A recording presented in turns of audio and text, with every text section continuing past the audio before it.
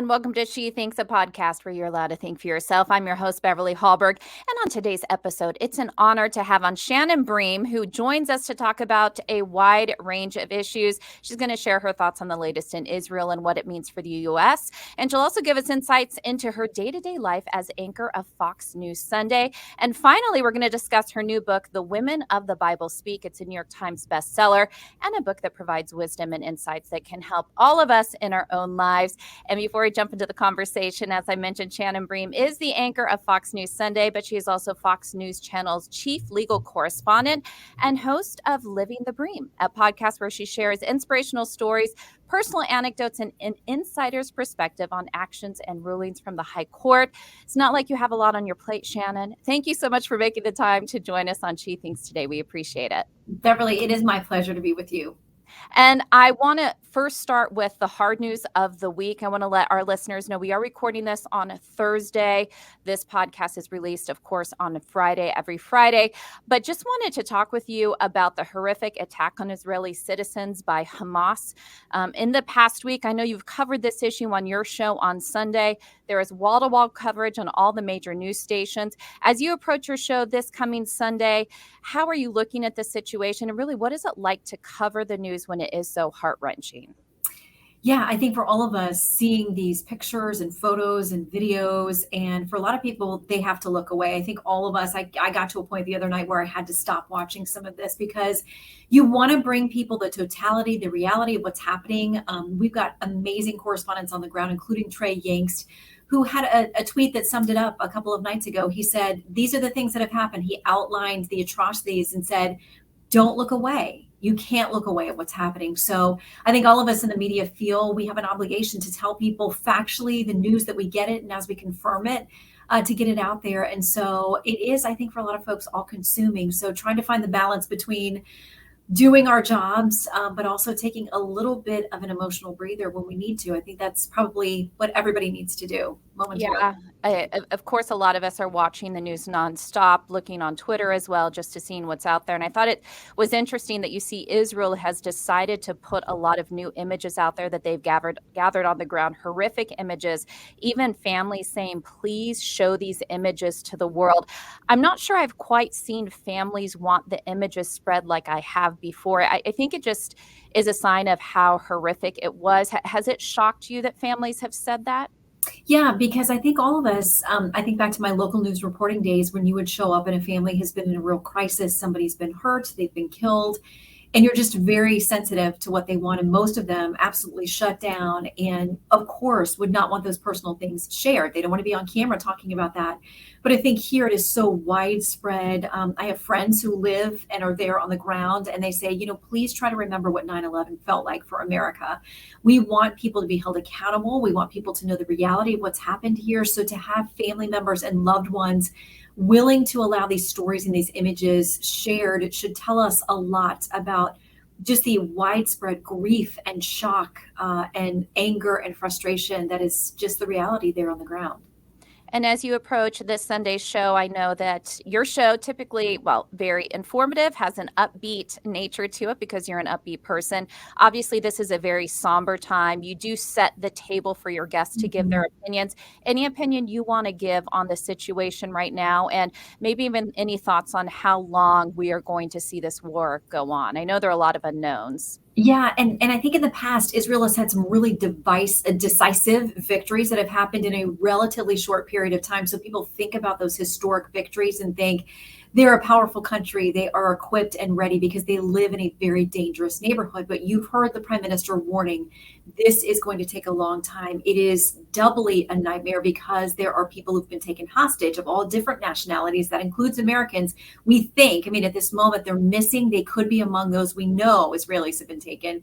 And so the question becomes, these evildoers, essentially, they want to incite even more terror by putting out videos of those people begging for their lives. They say they're going to put out videos of executing these people. So I pray for wisdom for leaders around the world, and especially for Bibi Netanyahu and that coalition government they're putting together there, because they have to make exceptionally difficult decisions about Gaza and the people who are there who don't support Hamas, who want nothing to do with Hamas. Hamas does not represent them. And yet that's where they live and work. And so they're going to be caught in the middle of this, just as Israeli civilians have been absolutely attacked at multiple fronts. I do think this is something that's going to take longer than we would all like to see. And of course, the way it's covered, it's going to be unfolding just as the new unfolds. And I want to transition just to your job of reporting stories. You, of course, don't just cover the news of the day, but you have an expertise in the legal side. I love your on the ground reporting when the Supreme Court has some Supreme Court decisions. How did you decide to get into this career? Was this something you always wanted to do, or did the open doors just lead to this? I had some doors slammed in my face and I did have some open. So I think, like everybody, your career trajectory is never exactly what you think it's going to be. I mean, I went to law school and practiced law for a few years, but all that time I was a complete news junkie, a current events junkie.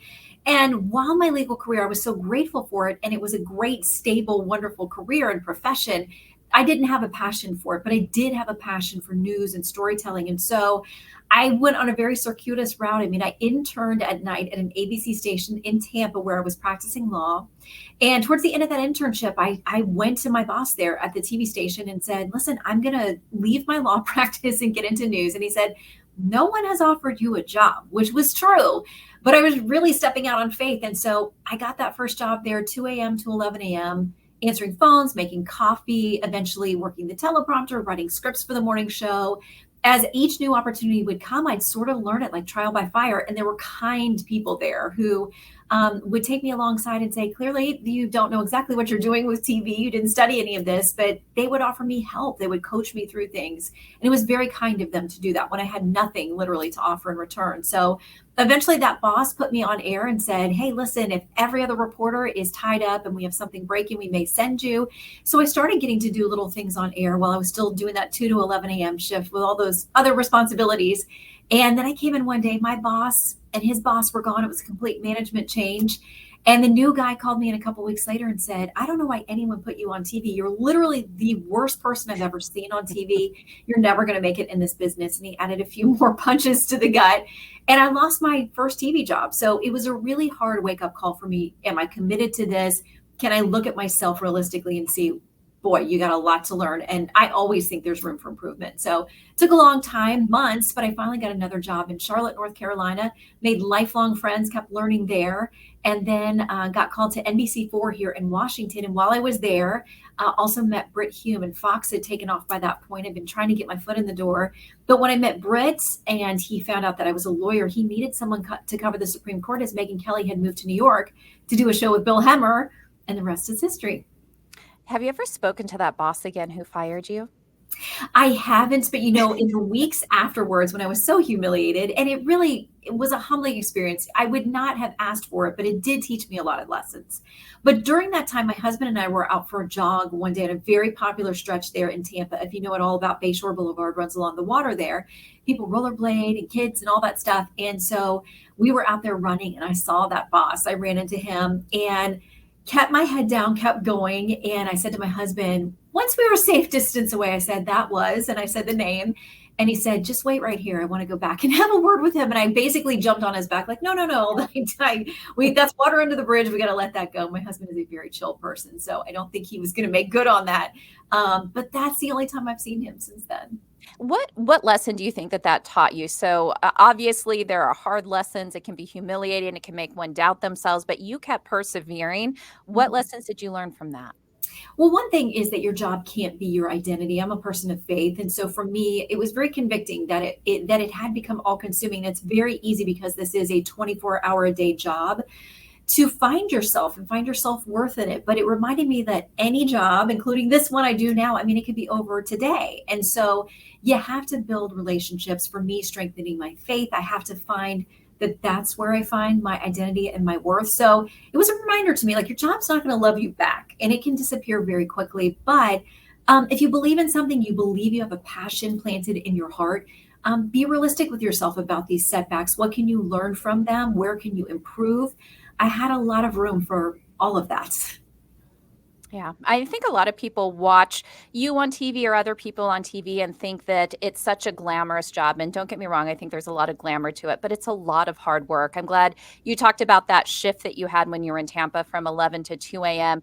So many hard shifts, so many early mornings, even the position that you had before Fox News Sunday, it was a midnight to 1 a.m. Mhm.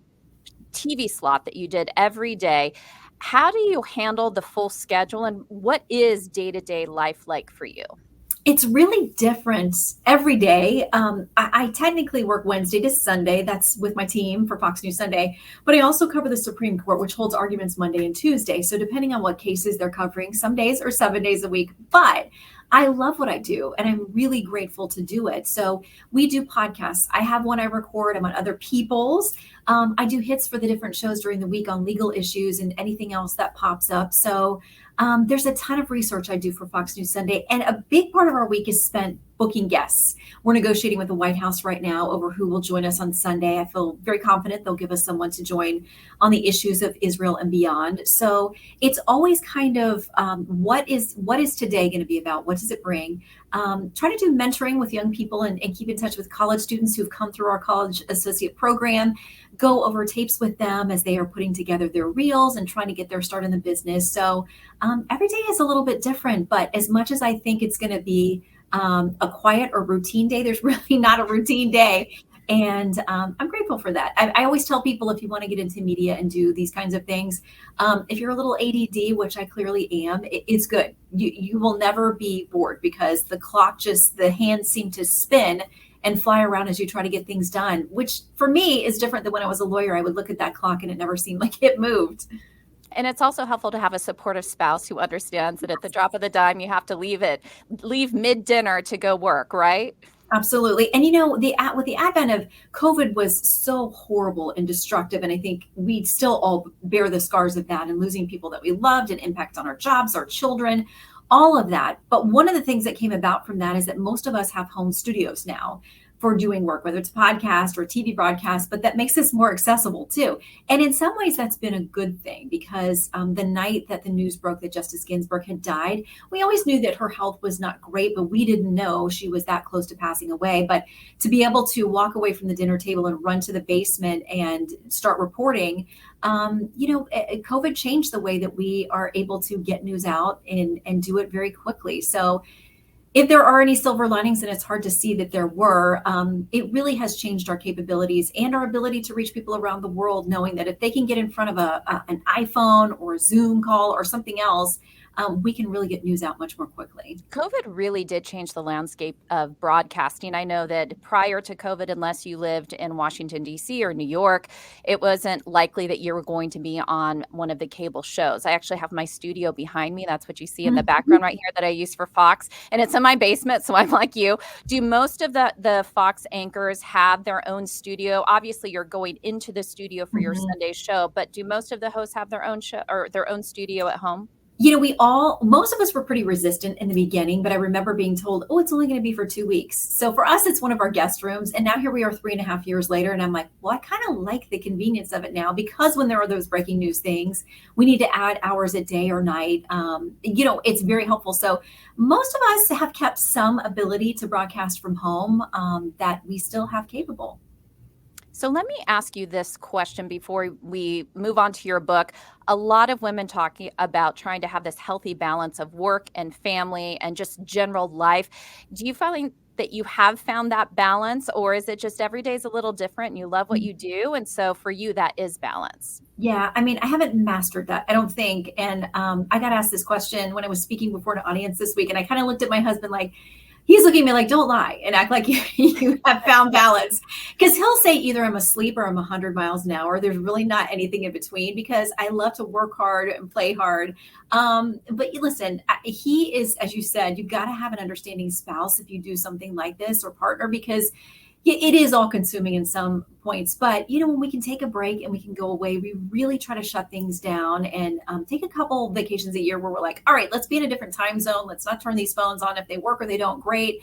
But knowing that when we're here and we're in the thick of it, the job requires a lot of commitment and I do that joyfully. So Like I said the other night, there are times I have to step away. I said to my husband the other night, with everything that's going on, I said, I really, really just want to decorate the house for Christmas and turn on a Hallmark movie. And he's like, I'm going to probably have to put a pause on that, but I understand where you're coming from. Because sometimes you just need a little bit of an escape.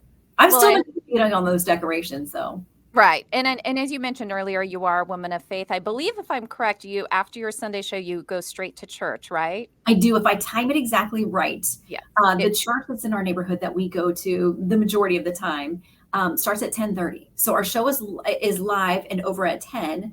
There are other things we do post show, but I'm like, they can wait till after church. So what I do is I swing in and grab my husband, drive us to the church, and we pull in about 10:28, 10:29. We can find a pew to sit in, and it just puts everything in perspective for us. Right. And so let's talk about the reason why you wrote this book, The Women of the Bible Speak, the wisdom of 16 women and their lessons for today. Why did you decide to write this book? Listen, I got to give Fox credit for this. They said, we are thinking about doing something in this space, a book that's about religion, that's about women. We know this is a priority in your life. Would you be interested in tackling this book? And I thought, oh my goodness. I normally would say, let me think about it and see if it can work with my schedule. And I immediately said yes. And it's been the biggest blessing because it came out during COVID and people were really searching. I think they were more open to finding purpose and looking at ideas of faith. And so often I think we know a lot of the strong leaders and men from the Bible, from Moses to Joseph to Paul, all over the place. And these stories about women are absolutely just as clear and vibrant all throughout the Bible. But to focus on them, I learned all these stories growing up in Sunday school and in church and all of those places. But I found that there was so much more about these women I didn't know. So it was a joy and a gift to me to do this study and put together this book. And, to the spinoff now, Mothers and Daughters of the Bible Speak and Love Stories of the Bible Speak. And we're just really grateful that, people have responded in the way that they have. And just when I hear feedback from people about how it changed their life or their faith or their marriage, that's just the greatest, most humbling gift in the world. And one of the things I think is so interesting, and you even mentioned this as one of the reasons why you wrote it, is that women actually play a very strong role in the Bible. So I think sometimes people have this misperception that it's men who are honored and women are kind of subservient in second place. God used women in so many different ways. They're central figures in so many of the different biblical tales. What is maybe a nugget or two that you can share with us, something that you maybe were never taught just because it was not the main part of the story, or a woman we don't usually focus on that really spoke to you?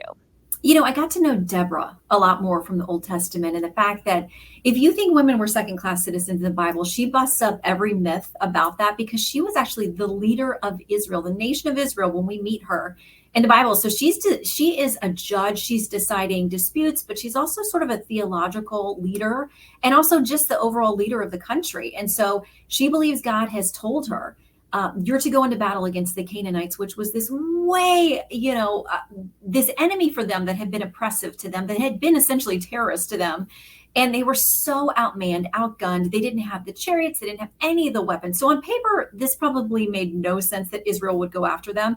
But she went to the head of her army, and a man named Barak, and she said, God's called us to go into this battle. And he's like, I don't really want to do that. I'm not going to do it unless you go with me. So then she becomes a military leader too, leads them into battle. It's a complete routing of the Canaanites, of this group that was oppressing the Israelites. And it turns out there are these songs in the streets as the Israelis are celebrating that Jewish nation at that time, celebrating. And so she apparently writes songs and is a worship leader too. If there was CrossFit maybe at her at her temple, she was leading that too. Deborah was doing all kinds of things, and she really puts to lie the conception that women were not critical leaders in the Bible. Who is this book for? Is it just for women, or do you encourage men out there to read it as well? You know what? Of course, there are men woven through these stories too. I had a man several months ago at church actually stop me after church and say, my men's group decided to Women of the Bible Speak. It's also got a workbook, as do all the books with them. And he said, we wanted to do it as kind of I think his mother had passed away. And he said, in honor of our moms, our daughters, our wives, we wanted to learn more about these women. And I was just so encouraged that a men's group would take this on. The latest book, Love Stories of the Bible Speak, I've had many couples come to me and say that they're doing it together as a dating couple or husband and wife. So yeah, I think there are nuggets and wisdom for everybody. Well, it is called The Women of the Bible Speak, The Wisdom of 16 Women and Their Lessons for Today. I encourage people to get it and read it. I have yet to read it, but I have it and I'm excited to open it. So thank you so much for your work on that and just all that you do and be an encouragement to women. I know that I've always enjoyed chatting with you when I've done your show or even through Twitter. Not everybody is kind who is a host on TV, but you are one of the kindest. Everybody who I know that works for you loves working for you as well. So that's just a testament to your faith and who you are as a person. And we so appreciate your time today. Beverly, thank you so much. And I hope you'll be back with us soon. We'd love to. And thank you all for joining us. Before you go, IWF wants you to know that we rely on the generosity of supporters like you. An investment in IWF fuels our efforts to enhance freedom, opportunity, and well-being for all Americans. So please consider making a small donation to IWF by visiting iwf.org/donate. That is iwf.org/donate. Last, if you enjoyed this episode of She Thinks, do leave us a rating or review. It does help, and we'd love it if you shared this episode so your friends can know where they can find more She Thinks. From all of us here at IWF, thanks for watching.